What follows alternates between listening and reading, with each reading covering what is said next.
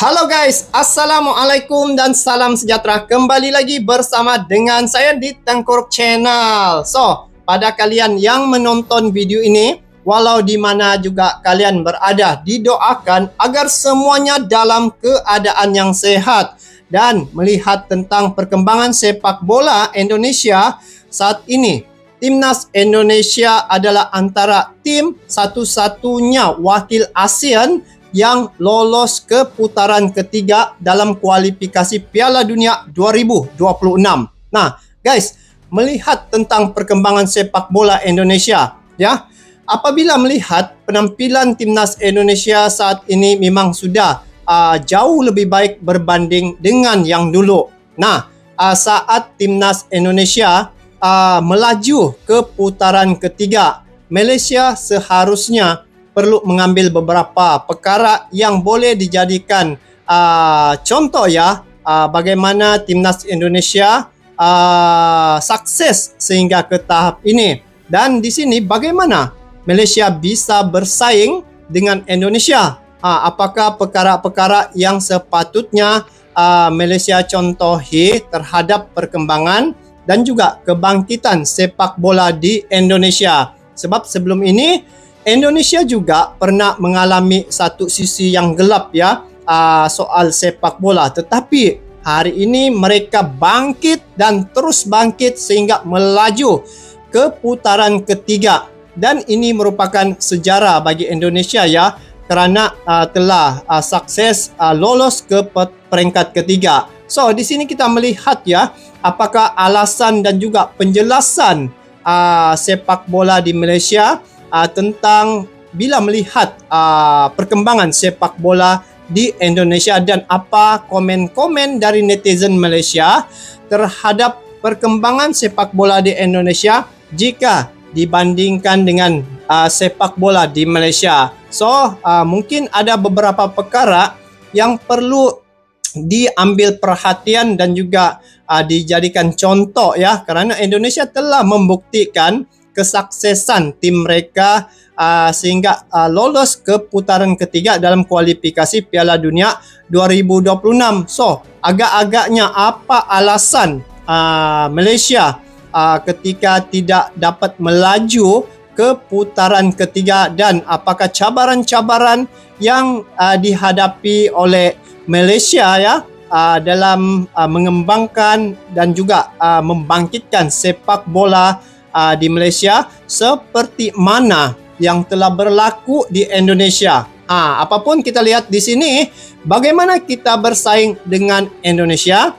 Malaysia mau faham naturalisasi pemain grade A. Kalau melihat tentang naturalisasi, Indonesia memang banyak pemain-pemain keturunan yang telah dinaturalisasi. Jadi apakah komen faham terhadap sepak bola Malaysia?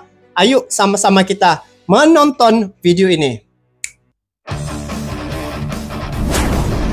Ada yang komen, jangan salahkan coach, jangan salahkan pemain, tapi salahkan FAM. Kalau dah tahu dah fan Malaysia ni dah tak nak kau, tak payahlah duduk lagi. Ini komen-komen dari netizen Malaysia, ya.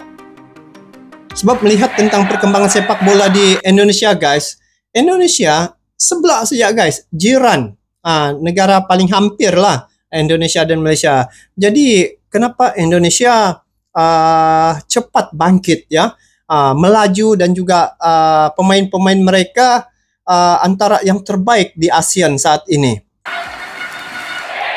Tengok Pak Jokowi pun memberi dukungan ketika setiap perlawanan di Indonesia, guys. Ini coach Indonesia, agar Datuk Hamidin mundur karena dugaan ketidakpuasan terhadap kinerjanya sebagai Presiden FAM sampai saat ini masih terdengar. Presiden. Sorotan terhadap Hamidin kian tajam menyusul rentetan hasil buruk Timnas Malaysia di berbagai kompetisi. Apalagi kini Malaysia sudah karam di babak kedua kualifikasi Piala Dunia. Fans Malaysia disinyalir belum bisa move on dan inginkan FAM belajar banyak dari PSSI. Okey, Datuk. Ya. Tak dinafikan kejayaan sekarang Persatuan Sepak Bola Indonesia dan inisiatif Ketua Umum Pak Erick Thohir dah membuka mata di seluruh Asia, juga Asia Tenggara. Pak Erick Thohir. Pak Erick khususnya dengan bawa masuk ramai pemain warisan dari Eropah untuk mempercepatkan dan menambah baikkan tim Garuda. Jadi Datuk melihat usaha yang dilakukan oleh Pak Erick Thohir ni macam mana, Datuk? Saya fikir pemain warisan ni kita perlu lihat dengan natural player. Natural player ni dia tak ada kaitan langsung. Pemain warisan ni adalah heritage players, di mana either isteri atau ayah dia, ibu atau ayah dia adalah orang Malaysia. Betul, orang Malaysia lah, tahu yang itu orang Indonesia lah. Jadi mereka ni ada layak mendapat pasport dan boleh bermain. Ketika di tempat kita ni sama kan dengan Indonesia. Maklum pada semua barisan coach daripada senior team sampai youth, kita akan mengambil pemain warisan yang kualiti tinggi supaya kita untuk mewakili negara. Tetapi ingat, kita ni takkan sama dengan Philippines ataupun dengan Indonesia. Mereka punya banyak pemain warisan yang boleh mereka pilih, kualiti dan kuantiti. Kita ni very very limited. Kalau dah tahu dah fan Malaysia ni dah tak nak kau, tak payahlah duduk lagi. Macam dah tengok drama pukul 7 dah tengok si Hamidin ni. Bila mendengar penjelasan daripada Presiden FAM, Indonesia dan juga Malaysia, jika ditanya kenapa Malaysia tidak mengambil pemain-pemain keturunan. Jadi kalau dilihat ya dari segi potensi untuk mendapatkan jumlah pemain keturunan ini, Indonesia sangat mudah mereka memperolehi pemain-pemain keturunan sebab dari segi jumlah penduduk pun Indonesia sudah mendahului Malaysia. Malaysia 32 juta penduduk, Indonesia hampir 300 juta jiwa. Jadi di sini kenapa Indonesia begitu cepat, begitu banyak dan sangat mudah untuk memperolehi pemain-pemain keturunan. Jadi alasan FAM tadi adalah dari segi potensi pemain-pemain yang mempunyai kebolehan, mempunyai bakat yang bermain di luar negara itu sedikit kurang ya jika dibandingkan dengan Malaysia. Jadi apa pandangan teman-teman tentang pernyataan ini? Jadi mungkin kalian boleh bagi idea bagaimana cara untuk mengatasinya, kerana kita pun mau kebangkitan sepak bola di Malaysia guys. Dan di Malaysia ada juga pemain-pemain yang mempunyai skill tersendiri ya. Dan bila melihat baru-baru ini pemain-pemain andalan Malaysia pun terlalu terlalu ekstrim, fans di sini sekiranya berlaku macam ketidakpuashatian sehingga salah seorang ya pemain Harimau Malaya telah disimbah asid. Itu salah satu perkara yang menjadi juga punca ya tentang kekuatan timnas Malaysia pada kualifikasi peringkat 2 baru-baru ini. Mari kita dengar lagi guys apa komen-komen dari FAM ataupun daripada netizen Malaysia. Sebab saat ini Indonesia menjadi perbualan publik dan juga begitu disoroti media ya, kerana wakil tunggal dari ASEAN yang telah menembusi ke putaran ketiga.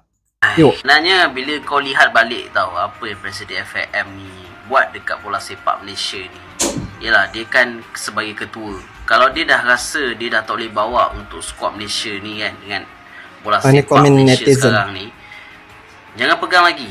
Bagi je kau umumkan, kau cakap saya sebagai Presiden FAM, saya mengakui saya bertanggungjawab apa yang terjadi pada skuad Malaysia sekarang ni dan pemilihan pemain semua, dan saya gagal untuk membawa-bawa pemain-pemain warisan semua. Kau cakap kau dah tua tau. Kau kena faham, kau kena faham kita ni orang Islam. Marah betul ini. Orang Islam kalau buat salah apa ke bagi tahu kau kena mengakui.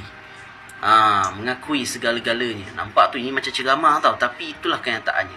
Kalau korang sendirilah kan, contohlah siapa yang bekerja kan, Kalau korang rasa korang tak bagus untuk jadi ketua ke apa ke kan, korang ngakui je korang tak bagus, korang bagi jawatan yang bagus. Bagi kepada orang yang layak. Kalau dah tak layak jangan pegang. Tak mampu buat jangan pegang. Senang. Nak bagi kita ni mudahkan pekerjaan. Jangan menyusahkan hidup orang. Cukup dah hidup kat negara Malaysia dah susah, kau lagi susah kau orang. Wow. Bila melihat komen dari netizen Malaysia ni tentang ketua umum lah. Kalau di Indonesia kan ketua umum PSSI Pak Erick Thohir. Jika melihat bagaimana perkembangan sepak bola di Indonesia begitu cepat melaju. Di Indonesia, ketua umumnya merupakan mantan kepala nombor 1 Inter Milan yang mempunyai pengalaman yang cukup luas dari segi sepak bola. Itu yang saya lihat pengalaman Pak Erick Thohir, dan beliau juga seorang menteri dan saat ini menjabat sebagai ketua umum PSSI. Jadi sangat dari segi networknya itu terhadap sepak bola cukup meluas ya. Dan saya lihat antara ketua umum yang sangat rapat ya dengan Presiden FIFA adalah Pak Erick Thohir guys. Dan ada kantor FIFA di Jakarta. Jadi hubungan tuh juga sangat penting saya lihat karena untuk melancarkan urusan. Jadi dari segi hubungan tuh perlu perlu dieratkan antara sepak bola tim nasional dengan FIFA. Jadi melihat tentang perkara yang telah dilakukan oleh Pak Erick Thohir, sangat mudah dia membawa tim Argentina ke Indonesia. Jadi di situ satu poin kelebihan tentang Indonesia dari segi sepak bola, dari segi manajemen. So mungkin ada perkara yang perlu dipelajari bagaimana Pak Erick Thohir mengatur timnya sehingga sukses macam yang kita lihat saat ini. Yuk. Memang akhir-akhir ini banyak akun-akun fanbase, akun-akun scouting Malaysia yang mengklaim bahwa mereka mempunyai pemain-pemain keturunan yang bermain di Liga Belanda, Liga Inggris, Liga Jerman. Jadi dia menyebutkanlah nama-nama tersebut. Dan akhirnya Presiden FAM, PSSI-nya, Ketua PSSI-nya Malaysia ini angkat bicara bahwa itu banyak yang palsu. Jadi data-datanya itu banyak yang palsu. Banyak yang cuman sekedar klaim-klaim aja lah begitu. Ya menurut gua nih Malaysia nih butuh orang seperti Hamdan Hamedan nih. Ya kita tahu di Indonesia untungnya ada orang seperti Hamdan Hamedan yang ditunjuk oleh Kemenpora. Jadi tugasnya itu memfilter, memvalidasi apakah benar pemain tersebut punya keturunan. Ya kita tahu Hamdan saat ini ada di staf Kemenpora bidang diaspora. Jadi kita tahu nih keabsahan, kebenaran bahwa pemain tersebut adalah pemain keturunan. Ya gimana nih ya, apakah FAM butuh menaturalisasi Hamdan Hamedan nih untuk pekerjaan tersebut atau gimana nih? Macam itulah. Oh, jadi dari segi itulah manajemen yang saya tengok. Kalau di Indonesia dia ada tim yang untuk mencari pemain-pemain keturunan ini, memastikan mereka ini betul-betul ada keturunan Indonesia begitu. Jadi bukan melalui media massa atau media sosial ada pemain keturunan ini, ada pemain keturunan ini, tapi perlu bagaimana pelaksanaan untuk mencari pemain-pemain keturunan ini dengan mewujudkan tim task force lah lebih kurang gitu untuk meneliti dan mencari, mengesan di mana dan siapa pemain-pemain yang boleh dibawa masuk pada tim Malaysia untuk negara juga kan. Mari kita lanjut. Malam aku tengok bola dekat rumah. Semua tanya, bang, kau kata kau fan sangat, terpaling fan, tapi kenapa tak pergi stadium? Kau diamlah. Aku ada anak kecil, macam mana aku nak pergi stadium? Alahai. Kita untuk perlawanan malam tadi, seperti mana yang korang semua dah tahu, Timur Melaya telah pun terkeluar daripada saingan kelayakan Piala Dunia. Impian kita untuk terus berada di satu walaupun tahap menang yang kan, tertinggi kalah juga. dalam bola Dia sepak perlu 8. sebenarnya disekat dengan beberapa keputusan yang di luar jangkaan kita lah. Bermula dengan tewasnya di tangan Oman di Bukit Jalil, kemudiannya seri dengan Kyrgyzstan, membuatkan kita makin jauh daripada World Cup lah. Tapi tak apalah, kelayakan Piala Asia masih lagi berjalan. Walaupun kita tercicir ke kedudukan ketiga dalam kumpulan, yang pastinya Malaysia masih lagi berpeluang untuk layak secara merit Piala Asia 2027. Okey. Wow, Piala Asia. Kalau Indonesia, ini guys, Indonesia dia target Piala Dunia. Piala Asia tu ya macam seumpama mungkin maaf saja, mungkin tidak penting kah begitu, tapi target mereka level dunia guys, Piala Dunia. Jadi kalau Piala Asia ni tidak tahulah macam mana dia punya formasi ataupun format ya, kerana perlawanan piala apa tu guys yang wasitnya pun tidak menentu, lepas tu bertaburan, lebih kurang macam ni lah. Perlawanan itu macam seolah-olah telah disetting siapa yang perlu dimenangkan gitu. Kalau tidak kuat mental, physical, pasti akan mudah tewas lah. Jadi apapun, itu adalah pandangan dan juga komen ya dari Ketua Umum Timnas Malaysia ataupun PSSI kalau di Indonesia.